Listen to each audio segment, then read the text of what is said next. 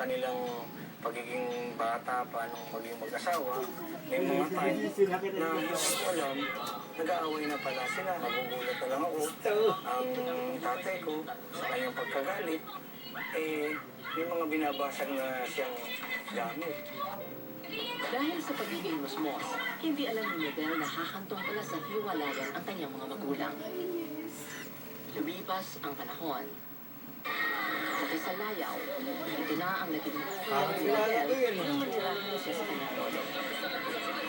Ang lolo't lola ko ay hindi naman ako pinagagalitan. Basta kung anong kailangan ko, binibigay nila. Hindi ko na kailangan mag-pray kung may kailangan ako. Kailangan ko lang lumapit ako sa lolo't lola ko. Humingi ako, bibigay na nila. At dumating pa yung pagkakataon during that time, nagtayo ng disco house ang lolo ko. Ala, babae, lahat na ng kabunduhan, kalayawan, naririyan. Kaya wala talaga akong pinatunguhan nun. Nagkaroon ako ng kaibigan. Nagda-drugs pala siya. Pinatikim niya ako nung cup syrup pa kasi nun ang uso eh. So yun, uminom kami ng cup syrup at kung ano-ano pang pwedeng gawin na wala sa lugar. Dahil nasa pagbibisyo, lalo pang gumulo ang takbo ng isip ko. Sa mga pagkakataon yun, nalilito ako, naguguluhan ako.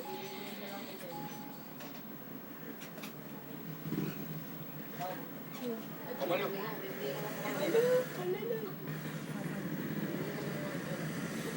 Problema ba?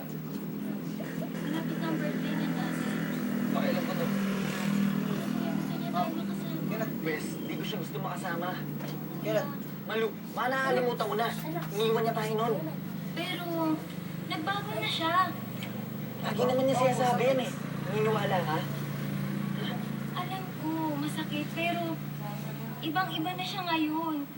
Nakakilala na siya sa Diyos. Medyo naging curious ako. Kaya nung imbitahin ako, parang ayaw ko pa. Pero sabi ko, subukan ko nga. Tingnan ko kung ano yung katotohanan sa sinasabi nitong kapatid ko.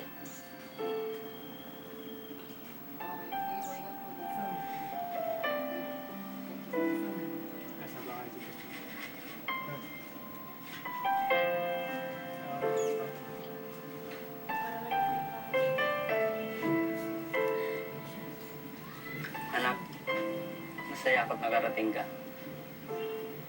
Naway mapatawad mo ako sa mga nagawa ko sa iyong kasalanan. Gayunpaman, nakakilala na ako sa Panginoon. Di man sabihin ni Miguel ang kanyang nadarama, siya ay namangha sa pagbabago ng kanyang ama. Hanggang sa nagkakwentuhan na kami, naging open ang usapan. Tapos hanggang sa sinabi ng tatay ko, kailangan ko raw tanggapin si Jesus sa aking buhay bilang Panginoon tagapagligtas. Ako nagkatubili, nakita ko talaga yung nagbago nga talaga siya. Kung oras na yun, nanalangin kami. Tinanggap ko sa prayer si Jesus sa aking buhay bilang Panginoon na tagapagligtas. Nagkaroon kami ng pagpapatawaran. Napatawad ko siya, pinatawad niya ako. Na-restore na yung aming relasyon bilang siya ang tatay ko at anak niya ako. Sa kabila ng kapayapaang natamo, isang pagsubok naman ang dumating sa kanyang buhay. Meron akong nakilala noon. Nagkagustuhan kami at nagkaroon kami ng relasyon, nagsama kami at kami ay nagkaroon ng 2 anak. Sa loob ng 10 years, naging magulo yung pagsasama namin bilang live-in. So, nag-decide na lang kami na mag-iwalay lang kami. Sa kanilang paghihiwalay, napagtanto ni Miguel ang kanyang pagkukulang. Nag-pray ako na sana maayos ang buhay namin kahit hindi na kami magkasama, kami ay magkaroon ng pagkakasundo. Ang ginawa ko na lang, ibinuhos ko ang aking atensyon sa aking mga anak, sa pagpapaaral sa kanila, pag-aasikaso. Habang tinatahak ni Miguel ang landas ng pagbabago, nakatagpo siya ng bagong pag-ibig. Nagpapasalamat ako kasi tinatanggap ako ni Prosy kung sino ako. At hindi lang naman ako ang tinanggap niya, kundi pati yung aking mga anak. Sa ngalan ng pag-ibig, nagpakasal sina Miguel at Prosy. Samantala, kahit hiwalay na sina Miguel at Christina, patuloy pa rin silang magkaibigan. Hanggat kung Panginoon, inalis ko yung galit sa puso ko dahil sa mga anak ko at dahil din sa kanya. So natutuwa naman ako dahil sa Panginoon, dahil sa mga anak namin, naging magkaibigan kami, maganda ang banding namin. Dahil sa Panginoong Jesucristo, na-restore yung relasyon namin ng tatay ko, naayos at naging maganda naman yung aming pakikitungo.